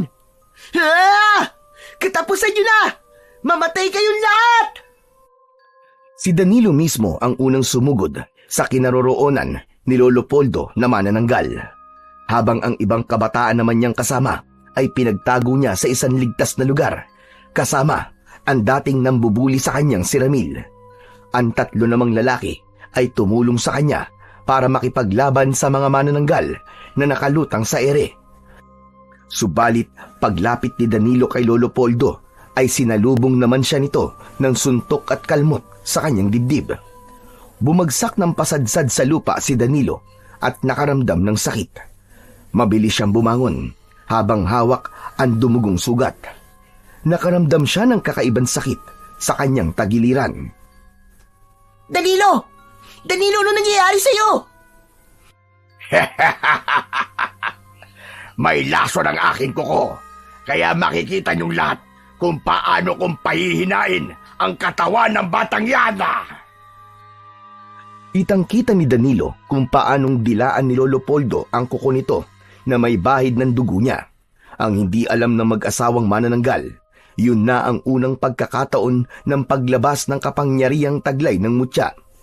Naramdaman niya ang pag-angat ng kanyang mga paa sa lupa. Lumutang sa ere si Danilo at hindi siya makapagsalita. Kumalat ang nakakasilaw na liwanag mula sa katawan at kamay niya. Kasabay ng paglabas nun, ang 8 galamay sa kanyang tagiliran na tila galamay ng gagamba. Sa dulo ng bawat galamay ay meron tig-iisang talim na kasing tulis naman ng dulo ng espada. Saka siya bumaba sa lupa. Parang nilanggam na pinagtulungan ng mga aswang ang nag-iisang si Danilo. Si Lolo Poldo na hindi makapaniwala ay hindi nakasugod. Bakas sa mukha nito ang matinding takot, lalo na nang makita nito ang nangyari sa kanyang mga kasamaan. Bawat lumapit kay Danilo na mga manananggal ay tag-iisang saksak din sa katawan ang tinatamo ng mga ito. Kasunod ang paglagablab ng apoy sa katawan ng mga ito, nasusunog na parabang mga papel. Hindi ito totoo. Atras! Mga kasama, umatras kayo! Mamamatay tayong lahat. Siya talaga ang batang itinakda na lilipod sa ating mga lahi. Tumakas na kayo! Ngunit huli na para sa pagmamadali ng mga aswang para lumipad sa impapawid dahil nasaksak na ang mga ito ng mga galamay ni Danilo. Lampasan ang dulo ng talim ng galamay niya sa katawan ng mga manananggal. Ang ilan pa nga ay sa harap pa mismo ni Lolo Poldo at ng asawa nito. Ipinakita ni Danilo kung paano niyang pinatay ang mga alagad nito. Lalaban kami! Hindi kami makakapayag na ubusin mo, Danilo. Mamamatay na rin naman kami. Isasama na lamang kita sa hukay! Kasabay ng asawa nito ay umatake ang mga ito sa kanya. Tinamaan siya ng mga kalmot sa kanyang dibdib, subalit nakita niyang naghihilom kagad yun. Naputulan din siya ng galamay, pero nakita niyang tumubo ulit ang kanyang naputol na galamay. Lahat ng mga nakasaksi sa kapangyarihan ni Danilo ay nanood na lamang kung paano niyang pinabagsak ang mga kalaban. Sa harap ng mga ito ay napatay niya ang mag-asawa. Itinarak niya ang kanyang mga galamay sa katawan ng mga ito na tila tumutusok lang siya ng katawan ng saging. Kasabay ang mga iba pa nitong mga alagad na nagtatangkasa ng tumakas. hanggang sa dumating na ang taong bayan. Kasama ng mga tanod, si Lolo Tasyo. Inatake ng mga ito ang mga aswang. Hinila si Danilo ni Ramil papunta sa likod ng puno. Mabuti na lang at nakapagpalit na kagad ng anyo si Danilo at hindi na nga ito nakita pa ng mga taong bayan sa ganong itsura. Dahil yun sa tulong ni Ramil. Ramil, maraming salamat sa iyo, ha? Walang anuman. Mananatiling lihim ang tungkol sa'yo. Walang makakaalam sa mga nangyari ngayong gabi. Sinabihan ko na rin ang mga kasama natin. Tara na, labanan na natin ang mga natitirang manananggal. Salamat. Salamat, kaibigan. Danilo! Danilo, apo, bilisan mo! Salubungin mo ang iba pang mga aswang bago pa sila makalipad. Heto ang itak. Gamitin mo. Saka itong banal na asin na merong utob ko. Hindi ka maaaring magpakita ng totoo mong itsura. Marami na mga tao rito. Hindi lahat ay matatanggap ka kahit ikaw pa nagligtas sa mga anak nila. Tama si Lolo Tasyo, Danilo. Kaya wag mo munang gamitin ang galamay mo. Kasama mo kami, napapatay sa mga natitirang aswang. Tara na! Tila naging isang malapelikula ang eksena ng pakikipaglaban nila sa mga manananggal na handaring mamatay para sa buhay ng mga ito. Sinalubong ni Danilo ang manananggal na pasugod sa kanya. Isang mataas na pagtalon ang kanyang ginawa. Isang malakas din na hataw ng itak ang tumama sa pakpak ng manananggal. Dahilan upang ito'y bumagsak ng pasadsad sa lupa. Napuno ng sigawan at kalabog ang paligid. Pinilit ng ibang manananggal na tumakas, ngunit isa pang malakas na tagpas ng itak sa katawan ng mga ito ang tuluyang nagpabagsak sa mga aswang. Hanggang sa tuluyang naglaho ang anino ng mga manananggal sa sikat ng paparating na haring araw. Kusang isinabi ni Danilo ang asin na ibinigay sa kanya ni Lolo Tasyo at sa pagsikat ng araw ay sabay-sabay nangang nasunog ang mga manananggal, pati na ang mga kalahati ng katawan ng mga ito na itinago sa likod ng mga punong kahoy. Napuno ng kulay putik na usok ang buong paligid mula sa nasunog na katawan ng mga aswang. Humihingal ang mga taong nakipaglaban sa mga ito at nagtagpo sa gitna, habang ang mga anak at mga magulang ng mga biyag ay nagyakapan. Napuno ng iyakan at tawanan dahil sa tuwa na napatay na nila lahat ng mga manananggal. Nakalaya na po tayong lahat sa mga kampo ng kadiliman. Ang kabutihan pa rin ang naghari sa buong sanlibutan. Hoy, teka naman, Ramil. Para ka naman tatakbong kandidato dyan sa mga sinasabi mo, eh. Ikaw naman, parira ka naman ng araw, eh. Abay, kasama mo kami sa tagumpay, di ba? Hehehe. Lumapit sa kanya si Lolo Tasyo at niyakap siya ng maigpit, habang ang kanya namang ama at ina ay kasama rin pala ng mga taong nandoon para tulungan siya. O paano? Aalis na muna ako. Manguhuli pa ako ng gagambe. Kasi balita ko, may isang bata dyan na gustong makabawi sa akin. Sira talaga ang ulo mo, Ramil. Kahit na kailan, ay hindi na ako manguhuli ng gagamba, no? May buhay din sila na dapat ingatan at pangalagaan. Nang dahil sa kanilang kauri, nailigtas ko ang buong baryo natin. Kaya simula ngayon, tatanggap na rin ako ng pagkatalo. Ikaw naman, biro lang naman ang sinabi ko, eh. Pero, totoo naman yon. Tsaka, syempre, nagpapasalamat ako. Kami ng mga kalaro natin sa pagkakaligtas mo sa amin, Danilo. Simula ngayon, kasama mo na kami sa pangangalaga ng mga gagamba at ng mga hayop sa gubat. Hay nako! Salamat naman at naliwanagan din kayo. At marami kayong aral na natutunan sa mga nangyari sa inyo. Marami po talaga, Lolo. At kung hindi po dahil sa inyo, Lo, hindi ko po ito maiisip. Magkakasabay na napatingin ang mga tao sa malakas na sigaw ni Aling Salvi. Pati na ang natatarantang si Mang Larry na hindi maintindihan ang gagawin. Lalo na nang makita nito ang pag-agos ng tubig sa hita ng asawa. Lahat ay nataranta at nagtulong-tulong sa pagbuwat sa kanyang ina. Ang iba naman, imbis na matakot ay natatawa pa dahil parang si Mang Larry na ang aatakihin sa puso. Danilo, tol, manganganak na si Aling Salvi. Magiging kuya ka na. Binabati ka naming lahat. Dapat pala may konting salo-salo tayo na mga bago magkakaibigan para naman ipagdiwang natin ang bago nating samahan. Sus, puro ka naman gastos eh. Tapos, itatago mo ulit ang pera natin. Hala, ano yun? Parang pustahan uli. Sige na, umuwi na kayo. Sumama na kayo sa mga magulang nyo. Sabay na kami ni Lolo Tasyo.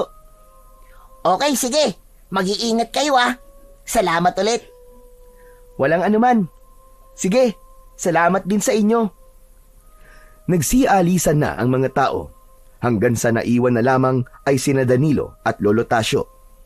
Nakangiting nakatingin si Lolo Tasyo sa mukha niya na para bang may hindi pa ito sinasabi sa kanya. Panay din ang tingin nito na napapangiti kapag tumitingin sa kanya. Teka Lo, ano po bang klaseng ngiti yan? Umuwi na nga po tayo. Kailangan pa ni nanay ng tulong natin. Saka si tatay, parang mawawala na po ng malay kanina eh. Samahan po natin siya, Lo. Sandali lang, sandali. May hindi pa ako sinasabi sa iyo, Apo. Ang gusto ko sana malaman mo na ang lahat-lahat ng tungkol sa akin. Isang lihim na matagal ko nang itinatago sa iyo. Lihim? Lihim na ano po, Lolo Tasyo? Palagi naman po kayo naglilihim sa akin eh. Humarap si Danilo sa matanda at pagkatapos ay inilabas ni Lolo Tasyo ang hawak nitong tungkod at umikot lang ng 2 beses sa ere. Nanlaki ang kanyang mga matang napatitig sa matanda. Nagbago ang kulay ng buhok nito. Ang kulay abong buhok nito ay bumagay sa mahaba at magulong balbas nito na halos bumabalot na sa muka ng matanda. Suot ang lumang damit na yari sa magaspang na tela. Kupas at may mga tagpi mula sa paulit-ulit na paggamit. Ang paa ay may suot na kupas na tsinelas. Pati ang pamilyar na tungkod nito ay nakita niya bago pa niya natagpuan ang kinaroroonan ng gagamba. Isang ermitanyong nakausap niya sa kagubatan. Hala! Lolo Tasyo! Kayo po ba yan? Teka, kayo po ang ermitanyong nakausap ko sa gubat kaninang umaga. Pero paanong? Oh, ako nga ang ermitanyong nakausap mo. Binabago ko lamang ang aking boses. Dahil hindi ako isang ordinaryong tao. Ako ang engkantadong may alaga sa mutya ng 8 galamay na gagamba. Ako ang nagbabantay sa kalikasan, sa mga hayop at tumutugi sa mga aswang. Hindi ko totoong anak si Salve. Ampong ko lamang siya. Hindi ba't sinabi ko sa iyo na dati akong nakatira sa gubat na ito? Pero, paano pong nangyari yun? Bakit po kayo nagsinungaling sa akin? Kaya nga ipinagtatapat ko na sa iyo kung sino ako, Apo. Pakinggan mo ang boses ko. Ako ang erbetanyong iyong nakausap doon sa kagubatan. O ano? Naniniwala ka na ba? Binabago ko lamang ang aking boses. Hanggang ngayon po, ay hindi pa rin ako makapaniwalang kayo po si Lolo Tasyo. Hindi ko po kayo nakilala dahil sa balbas nyo at bigote. Tapos yun nga rin po yung sa boses nyo. Kung ganun, hindi ko po kagad naunawaan ang mga sinabi nyo noon na kayo ang tagapagbigay bisa sa mga mutya o nag-uutob sa mga ito. Ngayon lamang po nagiging malinaw sa akin ang lahat, Lolo. Dahil isa po pala kayong engkantadong ermitanyo. Alam po ba ito ni Nanay? Alam po ba ni Nanay na ampun nyo lamang po siya? Oo. Alam niyang ampun ko siya. At alam niya rin ang tungkol sa pagiging tagapagbantay mo sa mutya. Kaya nga nagalit siya dahil natatakot siyang mabigo ka at mapahamak. Minahal ko siya na para ko na ring tunay na anak. Kahit ikaw na aking apo. Kaya nga ikaw ang pinili ko. Dahil simula pa sa pagkabata ay alam ko nang May mabuti kang puso. Nakangiting napayakap sa bewang ni Lolo Tasio si Danilo. Isang masayang paglalakad ang ginawa ng dalawa. Habang sa isip ni Danilo ay taglay naman niya ang isang malaking aral na natutunan. Una, ay hindi dapat magtiwala sa mga taong hindi lubusang nakikilala. Pangalawa, ang paggambala nila sa mga hayop o gagamba ay kasalanan sa Diyos at sa kalikasan. Mahalin ang magulang, makinig at palaging susunod sa mga ipinag-uutos ng mga ito. Kailangan ng tamang diskarte sa laban, hindi puro talino at kayabangan ang paiiralin. Dapat marunong tumanggap ng pagkatalo at hindi makikipag-away. Lahat ng nangyari sa buhay ni Danilo ay isang mahalagang aral para sa kanya na dapat matutunan din ng ibang mga kabataan. Isinilang na ang nakababatang kapatid ni Danilo, isang malusog na batang babae. Nawala rin ang laro ng pustahan ng gagamba sa baryo ng San Ildefonso. Habang nananatiling lihim sa lahat ang totoong pagkatao ni Danilo, isang batang may taglay ng mutya ng 8 galamay ng gagamba. Naging magkaibigan sila ni Ramil. Magkasundo na sila sa lahat ng bagay. Patunay lang na ang pagiging mabuting bata ay nasa tamang pangangalaga ng kanilang mga magulang. Anuman ang kahinatnan ng kapalaran ng kanilang mga anak, maging tagapag-alaga man ito ng makapangyarihang mutya. So yon mga idol, tapos na po ang ating kwento. Sana po nagustuhan nyo. Ngayon naman po, ay dumako na po tayo sa inyong pinaka-nire-request at pinaka-hinihintay na shoutout portion. Pasensya na po pala sa mga hindi po masa-shoutout ngayon. Pero pipilitin ko po na sa susunod na kwento ay maibibigay ko na po ang inyong request. Ano pa pong hinihintay natin? Eto na po. Shoutout po sa ating buena mano na si DJ Han Vlog. Shoutout daw po kay Khalid Martin Jarina na laging nakikinig. Shoutout po Marilyn Magno. Shoutout daw po kay Cassandra at Matthew.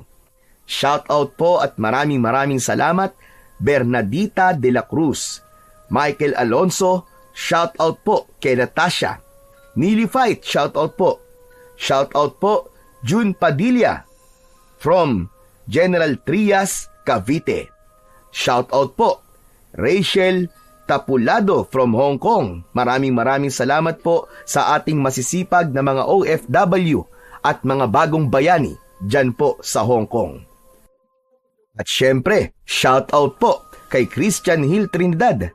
Pinapa-shoutout niya po ang kanyang mga minamahal dyan sa 3AJS from Cabuyao, Laguna. Shoutout po JC Fernandez from Tacurong City. Shoutout po Drew Magno from Samar. Maraming salamat po sa inyo dyan sa Tacurong City at sa Samar. Maraming salamat po sa inyong walang sawang pakikinig. Shoutout po Eric Matthew Marcelo. Shoutout kay Mami Berna ng San Ildefonso, Bulacan. Maraming salamat po sa inyo dyan sa mga taga Bulacan. Shoutout po Annalisa Baselio. Maraming salamat po sa inyo. At shoutout po Anthony Espiritu.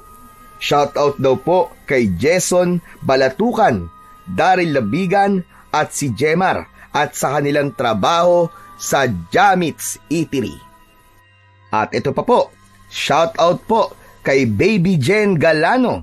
Ang ganda raw po ng kwento. Pa-shoutout din po sa Family Valdriz sa Barangay Tawas, Bongabong, Oriental, Mindoro. Shoutout po kay Neltor Aliejo. Maraming salamat po sa walang sawa niyong pakikinig. At syempre, shoutout po kay Nicole Pangantion. Pa-shoutout daw po sa kanyang family dyan sa Daet Camarines Norte, Family Pangantion and Gadil. Yan, salamat po, shoutout Wena Halbuna. Apong Isaak, pa-shoutout naman po kay Annalisa Baliero dito po sa Limay, Bataan, Gutierrez family. Maraming salamat po. At ito pa po, shoutout po kay Lucas Pacoldo. Shoutout po sa Takoke family from Canada. Muli po, maraming salamat po sa inyong walang sawang suporta at pakikinig ng mga kwentong aswang at katatakutan sa aking munting channel na The Voice Addict at Apong Isaac. Hanggang sa susunod pa pong mga kwento na magpapatindig po ng inyong mga balahibo mula sa mundo ng kababalaghan.